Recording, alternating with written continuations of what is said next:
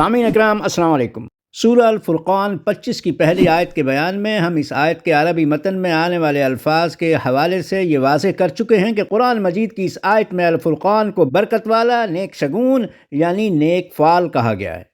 آج کی ویڈیو میں ہم اس سے اگلی آیت یعنی سورہ الفرقان 25 کی دوسری آیت کی لفظ بلفظ وضاحت کر رہے ہیں، جس کے متن میں آنے والے الفاظ والذی لہ ملک السماوات والارض ولم یتخذ ولدا ولم یکن لہ شریک فی الملک وخلق کل شیء فقدرہ تقدیرا میں یہ بتایا جا رہا ہے کہ جو آسمانوں اور زمین کا مالک ہے اور کوئی جھگڑا نہیں اٹھاتا، کوئی ایشو کھڑا نہیں کرتا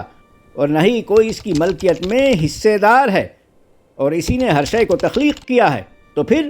یقیناً اس کا معیار، اس کا اندازہ، اس کی جانچ، اس کی رائے، اس کی اوپینین بھی قابل قدر ہے۔ یہ ہے سورہ الفرقان 25 کی دوسری آیت کا لفظ بلفظ درست ترجمہ۔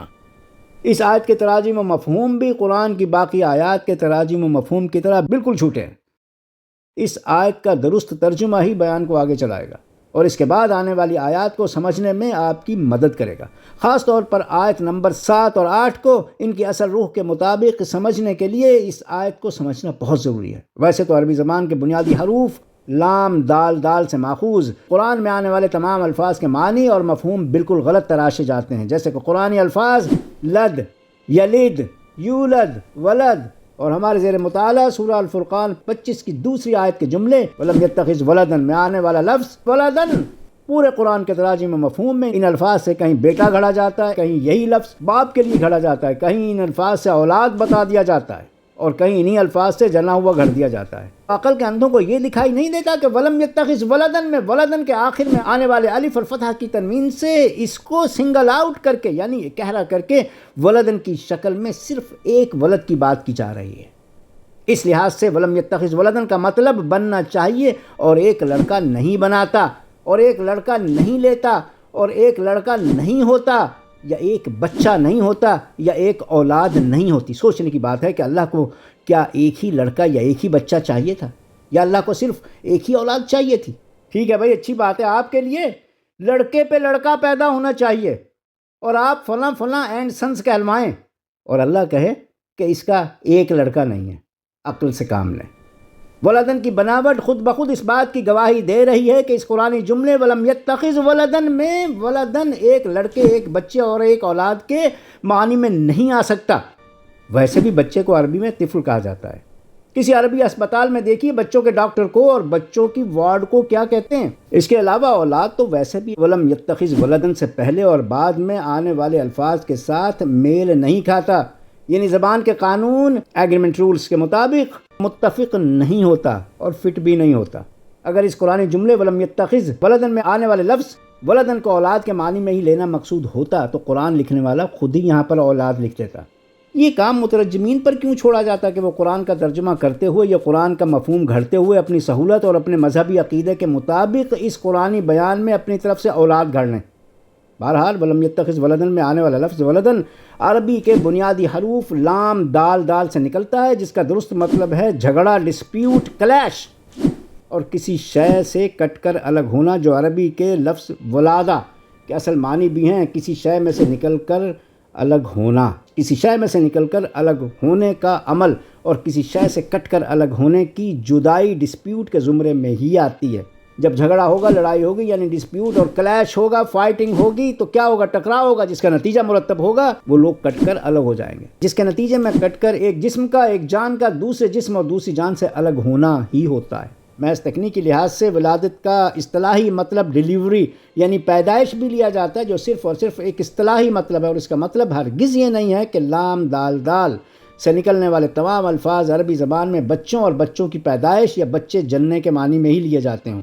یہ بالکل ایسے ہی ہے جیسے انگریزی میں لیبر، بچہ جننے کے فعل کو اصطلاحاً کہا جاتا ہے، اور اسی سے لیبر وارڈ اور لیبر پین جیسی اصطلاحات بھی نکلی ہیں، جبکہ لیبر کا مطلب محنت، مشقت اور سخت کوشش ہے۔ لہٰذا سورہ الفرقان کی دوسری آیت کے پہلے جملے الذی لہ ملک السماوات والارض میں یہ بتانے کے بعد کہ وہی ہے آسمان اور زمین جس کی ملکیت میں ہے، اس سے اگلے جملے ولم یتخذ ولدن میں دراصل یہ کہا جا رہا ہے کہ یہ بات انڈسپیوٹڈ ہے۔ ولم یتخذ لم، نو، نتھنگ، ان، ولدن، ڈسپیوٹڈ، تو یہ بات انڈسپیوٹڈ ہے، اس میں جھگڑا نہیں ہے کہ زمین اور آسمان کا مالک اللہ ہے۔ اگر یہ بات کہی جا رہی ہے کہ اللہ ہی زمین و آسمان کا مالک ہے تو یہ بات انڈسپیوٹڈ ہے، اس میں کوئی جھگڑا نہیں ہے۔ اللہ ہی آسمان اور زمین کا مالک ہے، اس بات کو انڈسپیوٹڈ قرار دینے کے لیے ولدن کا لفظ استعمال کیا ہے قرآن نے۔ اس بات میں کوئی جھگڑا نہیں ہے، کسی کو اس بات میں کوئی جھگڑا نہیں ہے، کوئی خدا کو مانے نہ مانے، اس بات میں کسی کوئی ڈسپیوٹ نہیں ہے کہ اللہ ہی آسمان اور زمین کا مالک ہے، یعنی بغیر کسی جھگڑے کے، بغیر کسی آرگومنٹ کے یہ طے شدہ امر ہے کہ وہی آسمان اور زمین کا مالک ہے۔ اس کے بعد آنے والے الفاظ وَلَمْ يَكُنْ لَهُ شَرِيكٌ فِي الْمُلْكِ، وَلَمْ يَكُنْ لَهُ شَرِيكٌ فِي الْمُلْكِ میں یہ کہا جا رہا ہے اور اس کی ملکیت میں کوئی شریک بھی نہیں ہے۔ پھر یہ کہہ کر بات آگے بڑھائی جا رہی ہے وَخَلَقَ كُلِّ شَيْءٍ، اور اسی نے ہر شے بنائی ہے، وَخَلَقَ كُلِّ شَيْءٍ، اور اسی نے ہر شے بنائی ہے۔ اس کے بعد اصل بات آ رہی ہے جس میں ان کو سمجھانا مقصود ہے، جو کفر کر رہے ہیں اور جو اللہ کے پیغام کو نہیں مانتے، وہ بات ہے فَقَدَّرَهُ تَقْدِيرًا، جس میں یہ کہا جا رہا ہے تو پھر اس کی رائے، یعنی اللہ کی رائے، جس کے پاس آسمانوں اور زمینوں کی ملکیت ہے اور اس میں کسی کو کوئی اعتراض، کوئی جھگڑا، کوئی ڈسپیوٹ بھی نہیں ہے، تو پھر فقدرہ تقدیرہ، تو پھر اس کی رائے بھی قابل قدر ہے۔ یہ لوگوں کو سمجھانے کا وہی انداز ہے جو بلا شرکت غیر مسلمہ طور پر زمینوں کا مالک ہو، اپنی فیکٹریوں میں ہر شے بناتا ہو، یعنی ہر شے کا تخلیق کار، مینوفیکچرر بھی ہو، تو لوگوں میں اس چودھری کی رائے کی، اس چودھری کی اوپینین کی، اس چودھری کے ویوز کی قدر ہوتی ہے، اس کا اندازہ، اس کا تجربہ، اس کا ایسٹیمیٹ، اس کا تجزیہ، اس کا اندازہ، اس کا ایسٹیمیٹ، اس کا تجزیہ بھی لوگوں میں قابل قدر ہوتا ہے، کیونکہ کامیاب شخص ہے۔ اس لیے کہا گیا ہے کہ بلا کسی جھگڑے کے متفقہ طور پر جو آسمانوں اور زمین کا اکلوتا مالک ہے اور ہر شے کا مینوفیکچرر، خالق بھی ہے، تو جو کچھ وہ اپنے بھیجے ہوئے پیغام میں کہہ رہا ہے، اسی کی رائے قابل قدر ہے، اسی کی اوپینین قابل قدر ہے، تاکہ لوگ اپنے فرسودہ عقائد کو چھوڑ کر اللہ کے پیغام پر دھیان دیں۔ مگر فقدرہ تقدیرہ کے جملے میں کہی ہوئی اتنی اہم بات کو ہمارے علماء نے جھوٹے تراجم و مفہوم میں چھپا کر اس کی جگہ یہ گھڑ دیا کہ اللہ نے ہر شے کی تقدیر کا اندازہ مقرر کر رکھا ہے۔ عربی کا لفظ قدر کسی قرآنی لغت میں نہیں بلکہ کسی عام عربی کی ڈکشنری میں دیکھیں، یا کم از کم یہیں سے اس لفظ کو کاپی کر کے گوگل ٹرانسلیٹر پر پیسٹ کریں تو آپ کو اس کے معنی ایسٹیمیشن ملیں گے۔ جب آپ اسی ایسٹیمیشن کے سینونیمز دیکھیں گے، یعنی مترادف الفاظ، تو ان میں آپ کو اوپینین یعنی رائے بھی ملے گا اور دیگر معنی بھی مل جائیں گے۔ اسی طرح تقدیر کو بھی کسی ڈکشنری میں یا گوگل ٹرانسلیٹر پر دیکھیں کہ یہ آپ کو اپریسیشن یعنی سراہنے، قدر کرنے اور قابل قدر ہونے کے معنی میں ملے گا۔ اگرچہ گوگل ٹرانسلیٹر پر مکمل ترجمہ نہیں ہو سکتا، مگر کسی حد تک، کسی نہ کسی شکل میں آپ درست ترجمے تک پہنچ سکتے ہیں، بشرطے کہ آپ کو خود عربی زبان میں اتنی مہارت حاصل ہو جو ایک جدی پشتی مقامی عربی کو ہوتی ہے۔ بالفاظ دیگر، گوگل ٹرانسلیٹر یا کسی ڈکشنری سے آپ قرآن کا صحیح ترجمہ نہیں کر سکتے، لیکن اپنے کیے ہوئے ترجمے کو درست ثابت کرنے کے لیے گوگل ٹرانسلیٹر یا کسی عام ڈکشنری میں مغز ماری کر کے آپ دوسروں کو دینے کے لیے ریفرنس یعنی حوالہ جات کسی حد تک تلاش کر سکتے ہیں۔ مثلا عربی ادب کے گہرے مطالعے اور سعودی عرب میں بولی جانے والی آفیشیل سرکاری عربی زبان کے حوالے سے مجھے فقدرہ تقدیرہ کے درست معنی کا پتہ تھا، لیکن آپ لوگوں کے سامنے فقدرہ تقدیرہ کے درست معنی پیش کرنے کے لیے ان کی سند لانا بہت مشکل کام تھا۔ میرے سامنے سب سے بڑا مسئلہ یہ تھا کہ میرے بتائے ہوئے معنی کو گزشتہ 1200 سال سے زائد عرصے سے چلے آنے والے قرآن کے جھوٹے مفاہیم اور جھوٹے تراجم کی بھرمار میں بغیر سند کے کوئی کیسے تسلیم کرے گا؟ اس لیے میں نے درست تراجم کے ثبوت اکٹھے کرنے کے لیے بیکورڈ ریسرچ میتھڈ استعمال کیا، جو پی ایچ ڈی کروانے والی دور حاضر کی معروف درسگاہوں میں استعمال ہوتا ہے، یعنی آکسفورڈ اور ہارورڈ وغیرہ میں استعمال ہوتا ہے۔ پھر فقدرہ و تقدیرہ کے ایک ایک جز کو درست طریقے سے انگریزی میں ڈھال کے جب میں نے گوگل ٹرانسلیٹر پر انگریزی میں یہ جملہ "so his estimation is appreciated" لکھا تو دوسری طرف گوگل ٹرانسلیٹر نے عربی میں اس کا ترجمہ فقدرہ تقدیرہ کر دیا، جو گوگل ٹرانسلیٹر کی لیمیٹیشنز یعنی حدود و قیود اور کیپیسٹی یعنی استطاعت کو مد نظر رکھتے ہوئے فقدرہ و تقدیرہ کے قریب ترین ترجمہ ہے۔ اس کے مزید ایکوریٹ ثبوت بھی ڈکشنری کے صفحات کے اسکرین شاٹ سے آپ کی خدمت میں پیش کر دیے گئے ہیں۔ روشن ذہن اس درست ترجمے کو فوراً سمجھ جائیں گے، لیکن اپنے مذہبی عقائد میں مقید حضرات شاید اس ترجمے کو نہ سمجھ پائیں اور وہ شاید اسی گمان میں رہیں کہ اللہ کا ایک لڑکا نہیں ہے اور اللہ نے ہر شے کی تقدیر کا اندازہ مقرر کر رکھا ہے، جو کہ سراسر جھوٹا ترجمہ ہے جو آپ کو بیوقوف بنانے کے لیے گھڑا گیا ہے۔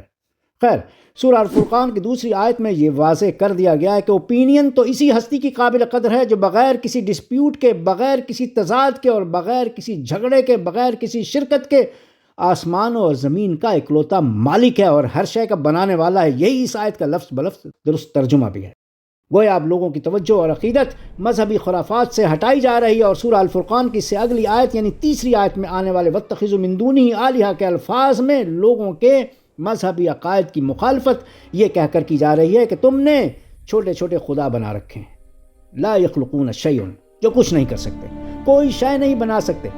بالفاظ دیگر یہاں پر مذہب کی مخالفت کی جا رہی ہے، کیونکہ ہم سب جانتے ہیں کہ کوئی شخص انفرادی طور پر کسی شے کو خدا بنا کر اس کی پوجا پاٹ یا عبادت شروع نہیں کرتا، بلکہ خداؤں کو بنانے اور ان بنائے ہوئے خداؤں کی پوجا پاٹ کے پیچھے مذہب ہوتا ہے۔ یہ آلیہ